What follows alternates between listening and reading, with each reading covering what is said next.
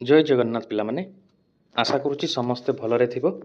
पिलामाने आमर मयूरभंज डिस्ट्रिक्ट रे गोटे छोट वैकेंसी बाहरी वैकेंसी बहुत ही भल वैकेंसी बाहरी एटा कौटू आसी पिलामाने आमे वीडियो माध्यम जानिबा समस्त को कहि रखुची पिलामाने वीडियो माध्यम खूब कम समय मध्य तुम मानक सब डिटेल्स देवाई चेष्टा करुच्ची तेणु समस्त को अनुरोध वीडियोटी को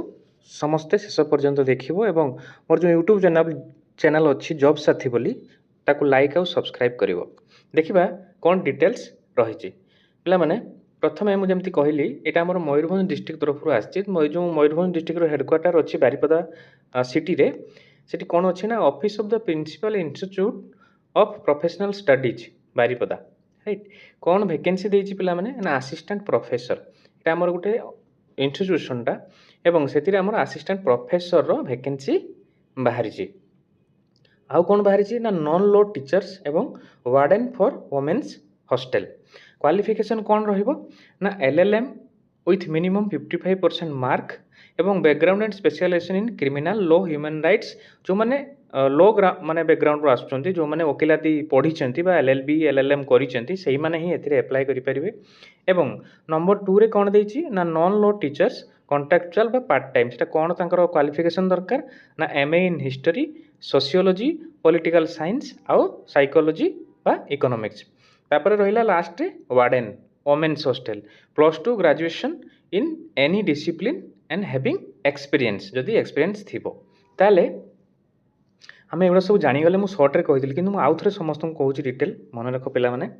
आमर ये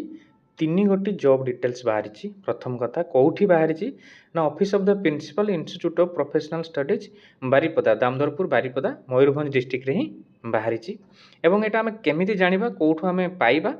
ना यहाँ पाइबा आम www.iops.org.in ये जो वेबसाइट लिंक टी ये पिला माने यहाँ हूँ वेबसाइट रो लिंक तेणु लिंक रे आम जदि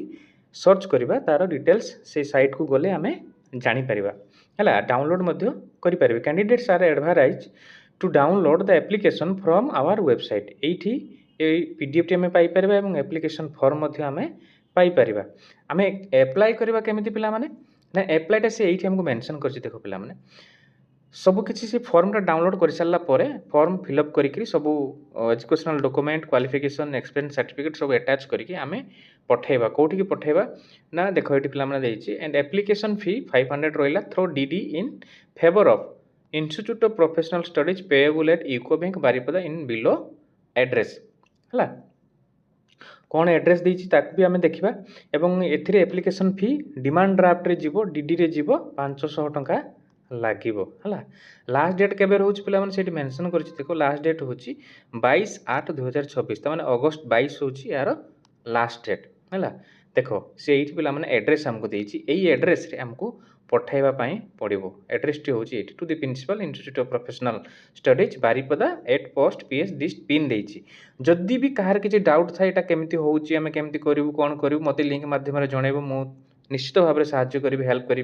किंतु जदि आउ कहीं मैंने डायरेक्ट से इंस्टीट्यूशन को जानवा चाहूँ फोन करने चाहूँ तार ये नंबर देछि देखो पिला माने ये नंबर तुम कांटेक्ट करके जापर क्लीयर तार लास्ट डेट आम जानिले पिला माने हला तेणु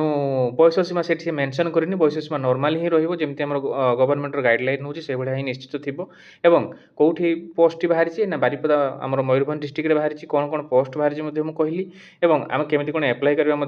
जानिले तेणु भावुची पिला माने भिडियोटी ये तुम सब इनफॉरमेशन पाई जो वैकेंसी बाहरी जो मैंने जमी माने क्वालिफिकेशन हिसाब से जो मैंने प्रिपेयर होती जॉब ये चाहिए से एप्लाई करें रही जय जगन्नाथ।